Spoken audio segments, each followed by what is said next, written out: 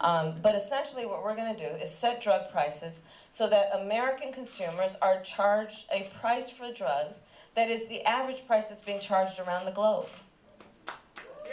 And there's a huge difference. Insulin being an example. The other thing is this. If people don't want to cooperate with that, I'm also going to do the next thing, which is this. A lot of drugs, prescription medication, was born out of federal funding for the research and development of that drug. Your taxpayer dollars. So for any drug where they fail to play by our rules, and if that drug came about because of federal funding for what's called R&D, research and development, I will snatch their patent so that we will take over.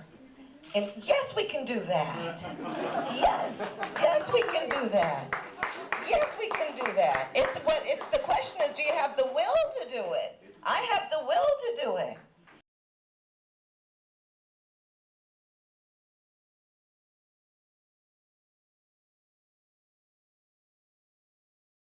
Our citizens have paid the highest prices for drugs, prescription drugs, anywhere in the world, and it's not even close.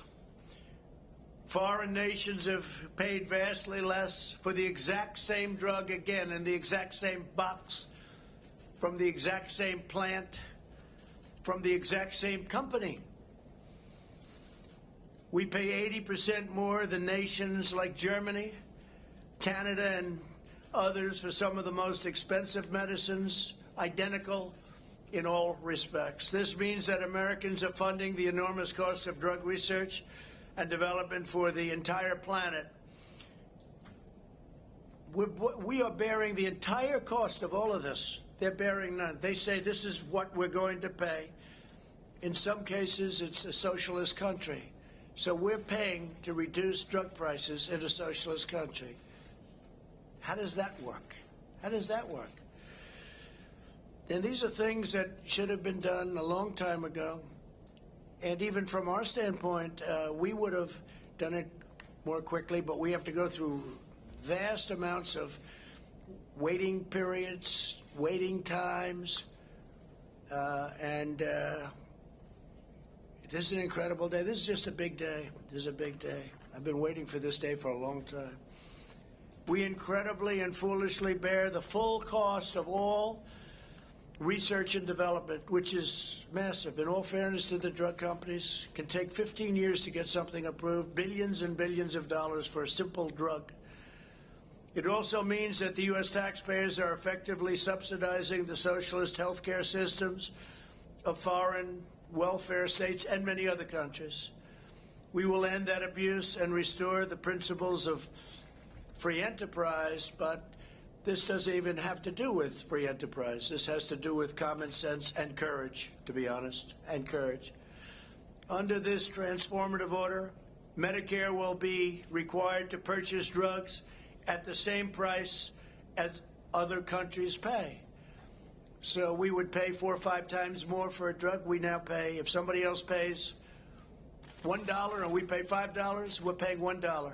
Now what's going to happen is their number will go up, our number will come very substantially down, and we'll all agree at 2.5 or 2 or whatever the final number is. Medicare is the largest purchaser of drugs anywhere in the world by far.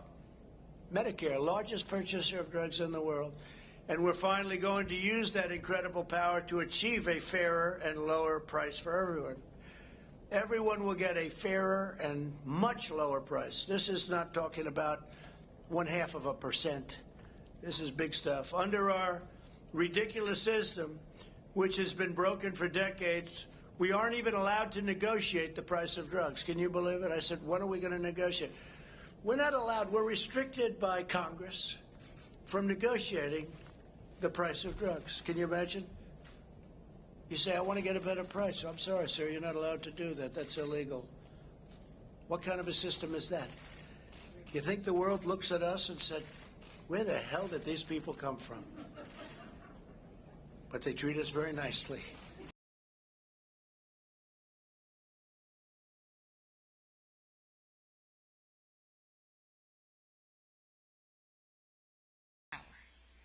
And now Medicare can use that power to go toe-to-toe with Big Pharma and negotiate lower drug prices.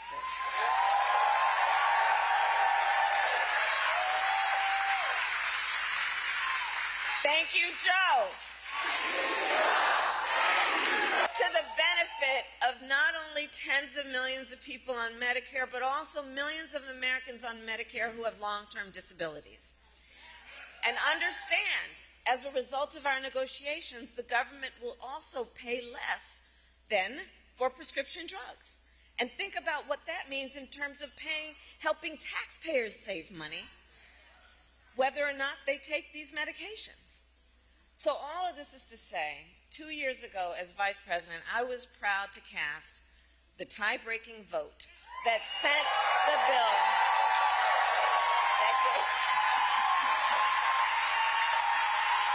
that gave Medicare the power to negotiate and let it get to the president's desk. And I was proud when our President Joe Biden signed that bill into law.